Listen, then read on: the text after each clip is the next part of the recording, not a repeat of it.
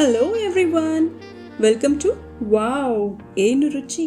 So ಇವತ್ತು ನಾವು ಬಟಾಣಿ ಮತ್ತು ಹಾಲಿನ ಕೆನೆ ಯೂಸ್ ಮಾಡಿ ತುಂಬ ಡಿಫ್ರೆಂಟ್ ಆಗಿರೋ ತುಂಬ ರಿಚ್ ಆ್ಯಂಡ್ ರಾಯಲ್ ಆಗಿರುವಂಥ ಒಂದು ಸ್ಪೆಷಲ್ ರೆಸಿಪಿಯನ್ನು ಪ್ರಿಪೇರ್ ಮಾಡ್ತಾ ಇದ್ದೀವಿ. ಸೊ ನೀವು ತಿಳ್ಕೊಬೇಕಾ ಅದು ಏನು ಅಂತ? ಹಾಗಿದ್ರೆ ಸ್ಕಿಪ್ ಮಾಡ್ದಿರೆ ನಮ್ಮ ವಿಡಿಯೋನ ನೋಡಿ. ನನಗೆ ಗ್ಯಾರಂಟಿ ಇದೆ ನಿಮಗೆ ಈ ರೆಸಿಪಿ ತುಂಬ ಇಷ್ಟ ಆಗುತ್ತೆ ಅಂತ. ಬನ್ನಿ ನೋಡೋಣ ಹಾಗಿದ್ರೆ ಇದನ್ನು ಹೇಗೆ ಮಾಡೋದು ಅಂತ. ಸೊ ಮೊದಲನೇದಾಗಿ ನಾನಿಲ್ಲಿ ಒಂದು 30 ಗೋಡಂಬಿ ಮತ್ತೆ ಚಿಕ್ಕ ಸೈಜಿನ 15 ಈರುಳ್ಳಿ ಎರಡನ್ನು ಚೆನ್ನಾಗಿ ಬೇಯಿಸ್ಕೊಳ್ತಾ ಇದ್ದೀನಿ ಸ್ವಲ್ಪ ನೀರು ಹಾಕಿ. ಇದು ತುಂಬಾ ಸಾಫ್ಟ್ ಆಗಿ ಬಾಯ್ಲ್ ಆಗಬೇಕು, ಆ ಥರ ಇದನ್ನ ನೀವು ಬಾಯ್ಲ್ ಮಾಡ್ಕೊಳ್ಳಿ ನೀರಲ್ಲಿ. ಸೊ ಇದೆಲ್ಲ ಸಾಫ್ಟ್ ಆಗಿ ಬೇಯೋದಕ್ಕೆ ಕನಿಷ್ಠ 10 ರಿಂದ 15 ನಿಮಿಷ ತಗೊಳುತ್ತೆ. ಸೊ ಅದಾದ ನಂತರ ಬೇಯಿಸಿದ ಈರುಳ್ಳಿ ಮತ್ತೆ ಗೋಡಂಬಿ ಸ್ವಲ್ಪ ಕೂಲ್ ಆಗೋವರೆಗೂ ವೇಟ್ ಮಾಡಿ ನಂತರ ಇದನ್ನ ಮಿಕ್ಸಿಗೆ ಹಾಕಿ ಚೆನ್ನಾಗಿ ನೈಸಾಗಿ ಇದನ್ನ ರುಬ್ಕೊಂಡ್ಬಿಡೋಣ. ಸೊ ಇಲ್ಲಿ ಒಂದು ಸೆಪರೇಟ್ ಪ್ಯಾನ್ನಲ್ಲಿ ನಾನು ಒಂದು 2 to 3 ಟೇಬಲ್ ಸ್ಪೂನ್ ಅಷ್ಟು ಎಣ್ಣೆ ಹಾಕಿದ್ದೀನಿ. ಎಣ್ಣೆ ಚೆನ್ನಾಗಿ ಕಾದ್ಮೇಲೆ ಇದರಲ್ಲಿ ಸ್ವಲ್ಪ ಸಣ್ಣಗೆ ಹೆಚ್ಚಿದ ಹಸಿಮೆಣಸಿನಕಾಯಿ ಹಾಕೊಳ್ತಾ ಇದ್ದೀನಿ. ಇದು ನಿಮ್ಮ ಟೇಸ್ಟ್ ಅಕಾರ್ಡಿಂಗ್ ನೀವು ಹಾಕೊಳ್ಬಹುದು. ಸೊ 1 ನಿಮಿಷ ಇದನ್ನ ಫ್ರೈ ಮಾಡಿದ್ಮೇಲೆ ನಾನು ಇದಕ್ಕೆ ಆ್ಯಡ್ ಮಾಡ್ತಾ ಇರೋದು ಜಿಂಜರ್ ಗಾರ್ಲಿಕ್ ಪೇಸ್ಟ್, ಶುಂಠಿ ಮತ್ತೆ ಬೆಳ್ಳುಳ್ಳಿ ಪೇಸ್ಟ್ 1 ಸ್ಪೂನ್ ಅಷ್ಟು ಇದಕ್ಕೆ ಹಾಕ್ತಾ ಇದ್ದೀನಿ. ಸೊ ಇದನ್ನು ಸ್ವಲ್ಪ ರೋಸ್ಟ್ ಮಾಡ್ಕೊಳ್ಳೋಣ. ಇದ್ರ ರಾನೆಸ್ ಹೋಗೋವರೆಗೂ ಒಂದು ಸ್ವಲ್ಪ ಇದನ್ನ ರೋಸ್ಟ್ ಮಾಡೋಣ ಎಣ್ಣೆಯಲ್ಲಿ.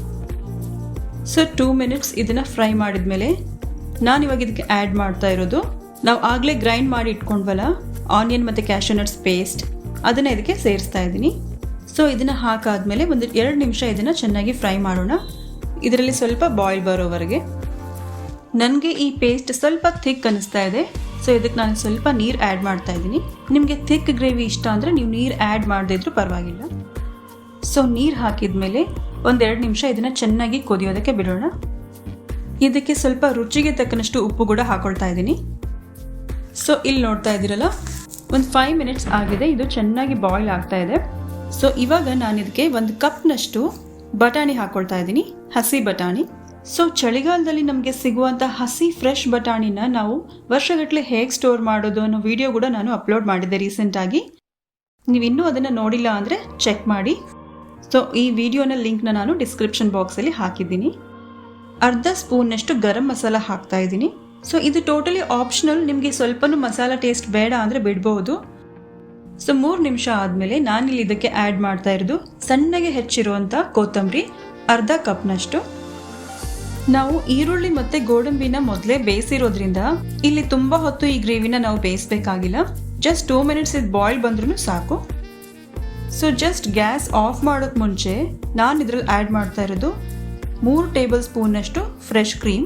ನಿಮ್ಮ ಹತ್ರ ಫ್ರೆಶ್ ಕ್ರೀಮ್ ಇಲ್ಲ ಅಂದರೆ ನೀವು ಮನೇಲಿ ಯೂಸ್ ಮಾಡುವಂಥ ಹಾಲಿನ ಕೆನೆಯನ್ನೇ ಬಳಸಬಹುದು. ಇದು ಕೂಡ ಆಪ್ಷನಲ್, ನಿಮಗೆ ಇದು ಬೇಡ ಅಂದರೆ ಬಿಡಬಹುದು, ಬಟ್ ಇದು ಹಾಕೋದ್ರಿಂದ ಟೇಸ್ಟಲ್ಲಿ ತುಂಬಾ ವ್ಯತ್ಯಾಸ ಆಗುತ್ತೆ. ನೀವು ರೆಸ್ಟೋರೆಂಟ್ಸಲ್ಲಿ ತಿನ್ನುವಂತಹ ತುಂಬ ಕ್ರೀಮಿ ರಿಚ್ ಆಗಿರುವಂಥ ಒಂದು ಫ್ಲೇವರ್ ನಿಮಗೆ ಬೇಕು ಅಂದರೆ ಈ ಕ್ರೀಮನ್ನು ಡೆಫಿನೆಟ್ಲಿ ಆ್ಯಡ್ ಮಾಡಿ. ಸೊ ಮನೇಲಿ ಬಳಸುವಂಥ ಕೆನೆ ಆಗಿದ್ರೂ ಪರವಾಗಿಲ್ಲ, ಅದು ಚೆನ್ನಾಗಿ ಟೇಸ್ಟ್ ಕೊಡುತ್ತೆ. ಸೊ ಇದು ಹಾಕಿದ ಮೇಲೆ ಚೆನ್ನಾಗಿ ಮಿಕ್ಸ್ ಮಾಡಿ ಇದನ್ನು. ಸೊ ಫ್ರೆಶ್ ಕ್ರೀಮನ್ನು ಆ್ಯಡ್ ಮಾಡಿದ್ಮೇಲೆ ತುಂಬ ಹೊತ್ತು ನೀವು ಇದನ್ನು ಕುದಿಸ್ಬೇಕಾಗಿಲ್ಲ. ಸೊ ನೀವೇ ನೋಡ್ತಾ ಇರೋ ಹಾಗೆ ಕ್ರೀಮ್ ಹಾಕಿದ ತಕ್ಷಣ ಇದ್ರ ಟೆಕ್ಸ್ಚರೇ ಚೇಂಜ್ ಆಗಿದೆ, ನೋಡ್ತಾ ಇದ್ದೀರಲ್ಲ. ಇದು ಎಷ್ಟು ಕ್ರೀಮಿಯಾಗಿ ಎಷ್ಟು ರಿಚ್ ಆಗಿ ಅನಿಸ್ತಾ ಇದೆ ನೋಡೋದಕ್ಕೂ ಕೂಡ, ಹಾಗೆ ತಿನ್ನೋದಕ್ಕೂ ಅಷ್ಟೇ ಟೇಸ್ಟಿಯಾಗಿರುತ್ತೆ ಇದು. ಸೊ ನಾನಿವಾಗ ಗ್ಯಾಸ್ ಆಫ್ ಮಾಡ್ತಾ ಇದ್ದೀನಿ. ಸೊ ಇದು ಕಂಪ್ಲೀಟ್ಲಿ ರೆಡಿ ಆಗಿದೆ ಸರ್ವ್ ಮಾಡೋದಕ್ಕೆ.